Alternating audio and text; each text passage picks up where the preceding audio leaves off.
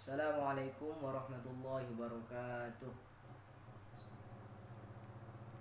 Anak-anak, pada pertemuan kali ini Ustadz akan menjelaskan tentang sholat maktubah atau sholat 5 waktu atau sholat fardu. Sebelum Ustadz menjelaskan lebih jauh lagi, kita harus mengerti apa itu sholat maktubah atau sholat 5 waktu atau sholat fardu. Sholat fardu atau sholat maktubah ialah sholat yang wajib dikerjakan, ya. Ada berapa sholat 5 waktu itu? Ada 5, yaitu zuhur, asar, maghrib, isya, dan subuh, ya. Sebelum Ustadz menjelaskan lebih panjang lagi, kita harus mengetahui apa itu sholat, apa pengertian sholat. Sholat ialah, jika menurut bahasa, adalah ad-du'a, ialah berdoa. Sedangkan menurut istilah ialah suatu pekerjaan, suatu ucapan yang diawali dengan takbiratul ihram dan diakhiri dengan salam. Seperti halnya di dalam Al-Quran yang telah dijelaskan dalam firman Allah di surat Al-Ankabut, Bismillahirrahmanirrahim, Utlu ma uhiya ilaika minal kitabi wa aqimis salah, inna salata tanha 'anil fahsya'i wal munkar wa la dzikrullahi akbar wallahu ya'lamu ma tasna'un. Yang artinya, bacalah apa yang telah diwahyukan, yaitu Al-Quran, dan dirikanlah sholat, karena sesungguhnya sholat itu dapat mencegah sesuatu perbuatan yang keji dan mungkar. Dan hendaklah kamu ingat kepada Allah yang Maha Besar, karena Allah mengetahui apa yang telah kamu kerjakan. Nah, dalam sholat itu terdapat beberapa poin yang wajib diketahui oleh kita. Yang pertama ialah rukun, dan yang kedua syarat wajib sholat dan syarat sahnya sholat, dan yang terakhir yaitu hal-hal yang membatalkan sholat. Yang pertama ialah rukun. Apa sih rukun itu? Rukun ialah sesuatu yang berada di dalam sholat dan harus dan wajib dikerjakan dan tidak boleh ditinggalkan. Rukun sholat itu ada berapa? Di sini dijelaskan ada 13. Yang pertama niat, yang kedua berdiri jika mampu, dan ketiga takbiratul ihram, keempat membaca surah Fatihah, kelima rukuk dengan tumakninah, keenam i'tidal dengan tumakninah, ketujuh sujud dengan tumakninah, kedelapan sujud dengan tumakninah, kesembilan membaca tasyahud awal, ke-10 sholawat Nabi, membaca sholawat ke atas Nabi, ke-11 duduk tasyahud akhir, ke-12 salam yang pertama, dan yang terakhir yaitu tartib. Adapun rukun yang pertama ialah niat. Bagaimana niatnya? Contoh dalam sholat zuhur, niatnya ialah usolli fardhu zuhri 4 raka'atin mustaqbilal kiblati. Kalau pengen jadi imam, adaan imaman lillahi ta'ala. Kalau jadi makmum, adaan makmuman lillahi ta'ala. Kalau sholat sendirian, adaan lillahi ta'ala. Seperti itu. Nah, niat itu kalau bisa dibarengi dengan takbiratul ihram. Contoh, usolli fardhu zuhri, niat itu di dalam hati. Ketika kita melafalkan itu beda dengan takbir. Contoh, usolli fardhu zuhri 4 raka'atin mustaqbilal kiblati adaan lillahi ta'ala. Allah. Ketika kita mengangkat tangan Allahu Akbar ini, di hati kita harus berniat juga. Itu niatnya di dalam hati, seperti itu. Dan yang kedua, rukun selanjutnya yaitu berdiri bagi orang yang mampu, jika mampu. Maksudnya begini, kita wajib berdiri kecuali ada halangan seperti kaki kita sakit, tidak bisa berdiri lama-lama, seperti itu contohnya. Dan rukun yang selanjutnya yaitu takbiratul ihram, yaitu mengangkat tangan. Kalau kita umumnya mengangkat tangan, tetapi meskipun kita baca Allahu Akbar tanpa mengangkat tangan, itu kita tidak apa-apa, itu diperbolehkan, seperti itu. Rukun selanjutnya yaitu membaca surat Al-Fatihah. Nah, ini membaca surat Al-Fatihah ini salah satu ukuran di mana bacaan kita harus benar-benar bagus. Makanya di dalam sekolahan kita diadakan BTQ dengan catatan apa? Supaya kita bagus bacaannya, terutama ketika dalam sholat membaca surat Al-Fatihah itu. Bagaimana jika kita melewatkan bacaan surat Al-Fatihah ini? Maka hukumnya apa? Batal, harus mengulangi di sholatnya. Dan selanjutnya, rukun selanjutnya yaitu ruku' dengan tumakninah. Ruku' ialah ya seperti apa ya? Ya ruku' lah. Mungkin kalian sudah paham semua. Itu bacaannya Subhana rabbiyal azimi wa bihamdi. Subhana rabbiyal azimi wa bihamdi. Itu sunnahnya membaca 3 kali. Itu beserta tumakninah. Maksudnya beserta tumakninah itu ialah harus ketika rukuk ditahan dulu, nggak boleh cepat rukuknya itu. Setelah rukuk beserta tumakninah, baca selesai, baru i'tidal, rukuk selanjutnya i'tidal.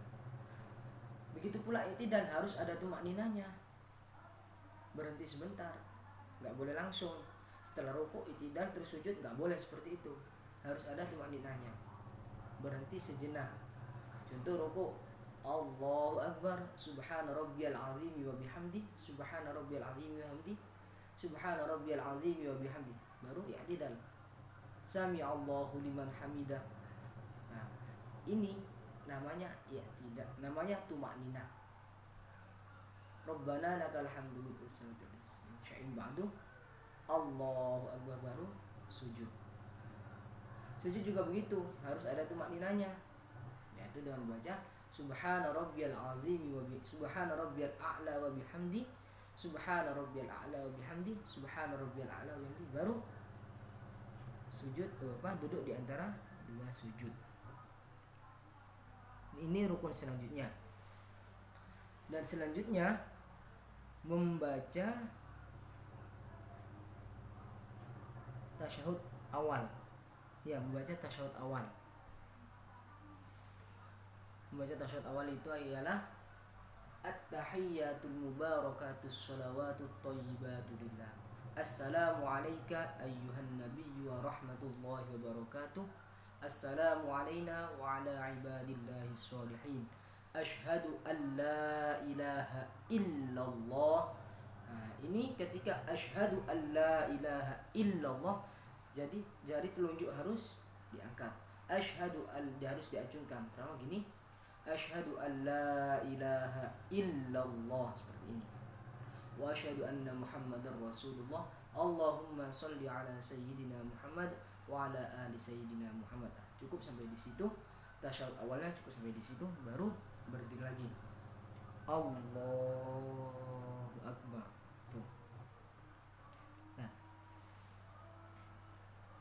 di dalam tasyahud awal dan tasyahud akhir ini ada sholawat kepada Nabi, yaitu Allahumma sholli ala sayyidina Muhammad wa ala ali sayyidina, seperti itu. Dan rukun selanjutnya yaitu duduk tasyahud akhir. Nah, duduk tasyahud akhir itu sama halnya seperti isinya, doanya seperti tasyahud awal, cuman lebih panjang lagi. Dilanjutkan setelah Allahumma sholli ala sayyidina Muhammad wa ala ali sayyidina Muhammad, kama shallaita ala sayyidina Ibrahim wa ala ali sayyidina Ibrahim, wa barik ala sayyidina Muhammad kama barak wa ala ali sayyidina Muhammad kama barakta ala sayyidina Ibrahim wa ala ali sayyidina Ibrahim fil alamin innaka Hamidum Majid. Kadang-kadang ditambah dengan fil alamin al-majid. Allahumma inna na'udzubika min adzabil qabri wa min adzabin nar wa min fitnatil mahya wal mamat wa min fitnatil masiihid dajjal. Ya muqallibal qulub tsabbit qalbi ala dinik. Dilanjutkan dengan rukun selanjutnya, yaitu apa? Salam di awal. Assalamualaikum warahmatullah. Assalamualaikum warahmatullah. Dan selanjutnya diakhiri dengan tertib. Nah, runtutan ini, rukun ini harus runtut. Makanya itu ada apa tadi? Ada tertib. Tertib yang runtut dari apa yang disebutkan tadi, dari niat, takbiratul ihram, baca surat Al-Fatihah, seperti itu. Itu harus runtut. Bagaimana jika salah satu dari rukun itu tidak dikerjakan? Maka apa? Maka kita diperbolehkan untuk sujud sahwi. Itu kalau lupa. Kalau disengaja maka batal sholatnya. Seperti itu. Adapun poin selanjutnya yaitu syarat wajib sholat. Syarat wajib sholat ialah hal-hal yang menjadikan seseorang itu diwajibkan mengerjakan sholat 5 waktu. Nah, dan syaratnya itu ada 6. 1. Harus Islam. 2. Suci dari najis dan hadas. 3. Berakal sehat. 4. Baligh. 5. Sampai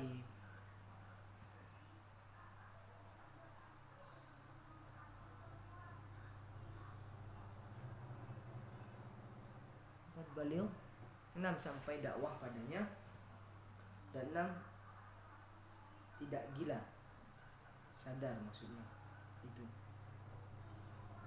Nah, syarat wajib sholat ialah yaitu Islam itu gimana? Islam ialah orang yang sudah membaca syahadat, asyhadu an la ilaha illallah wa asyhadu anna muhammadar rasulullah itu. Dan syarat selanjutnya itu suci dari najis dan hadas. Nah, itu ketika kita buang air kecil itu kan masih berhadas, baru kita disuruh untuk berwudu. Nah, itu suci dari hadas. Kalau suci dari najis gimana? Ketika kita berjalan di jalan raya terus lalu ada air seperti kotoran lah, air kencing atau air selokan mengenai badan kita. Nah, itu namanya kita kan terkena najis. Jadi kita harus bersuci dulu atau mandi, seperti itu. Dan syarat selanjutnya itu berakal sehat. Berakal sehat yaitu lebih tepatnya ialah tidak gila, masih sadar itu. Dan selanjutnya itu baligh. Baligh ialah yang sudah memasuki, untuk laki-laki ialah dari paling akhir usia 15 tahun. Tanda-tanda anak yang baligh untuk laki-laki ialah mimpi ya maaf seperti mimpi berhubungan selayaknya suami istri, seperti itu. Atau khurujul mani, keluarnya mani ketika tidur, seperti itu. Untuk wanita, untuk perempuan, balighnya ialah kira-kira usia 9 tahun, yang dijelaskan dalam kitab usia 9 tahun. Atau keluar darah haid, itu namanya darah haid atau darah kotor, seperti itu. Itu adalah syarat wajibnya sholat. Untuk selanjutnya syarat sahnya sholat.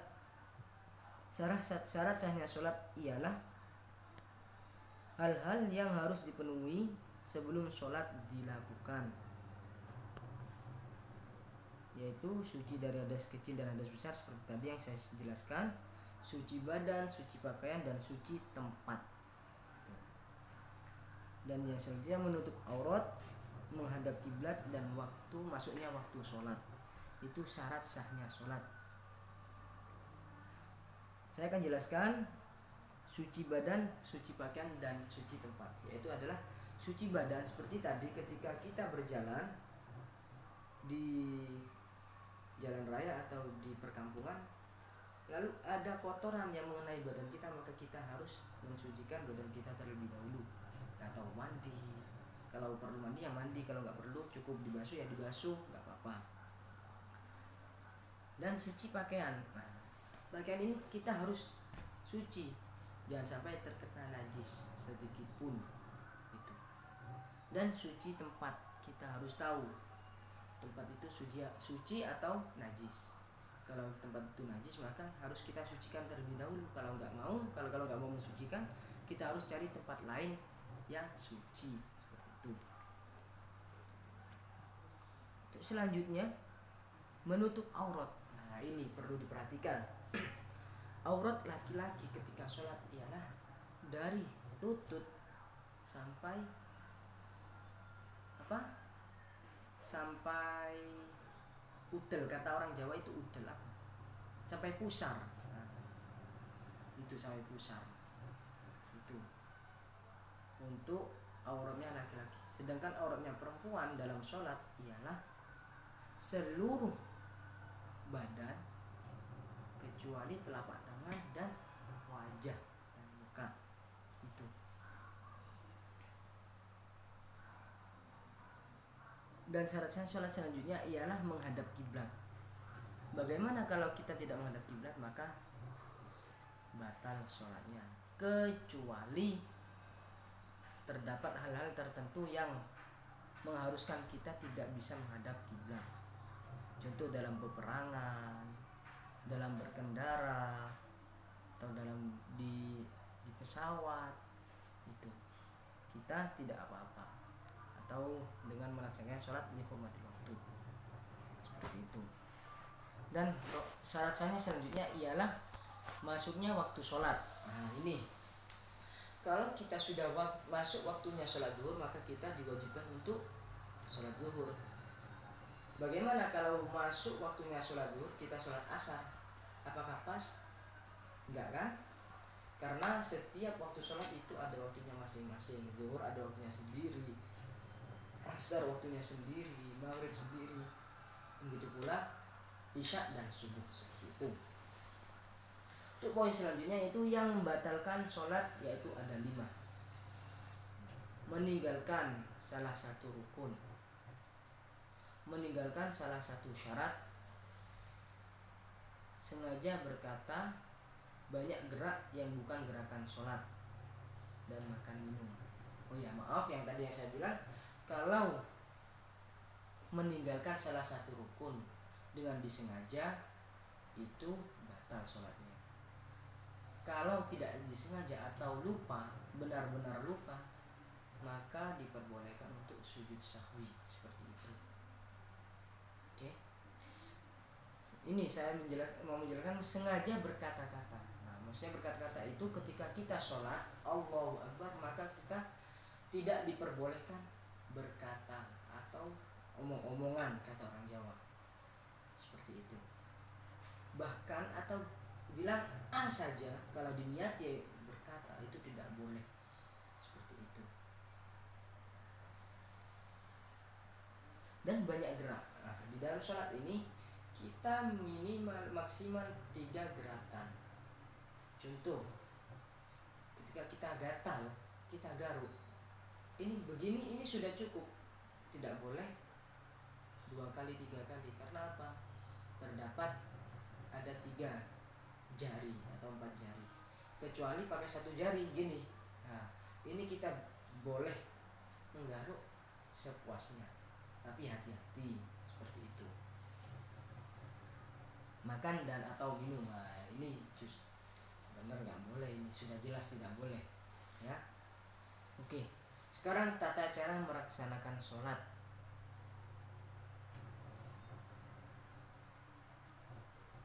Berdiri tegap menghadap kiblat sambil membaca niat sholat yang akan dikerjakan. Ini anak-anak bisa kita praktekkan nanti kalau kita sudah ketemu, oke? Ya, sekian dari saya. Mudah-mudahan kita bisa mempraktekkan dengan benar, ya. Kita memahami apa yang sudah saya jelaskan. Kalau ada yang belum difahami bisa dipertanyakan, bisa ditanyakan, ya anak-anak. Sekian dari saya, semoga bermanfaat untuk kalian semua, khususnya bagi saya sendiri. Kurang lebihnya saya mohon maaf. Assalamualaikum warahmatullahi wabarakatuh.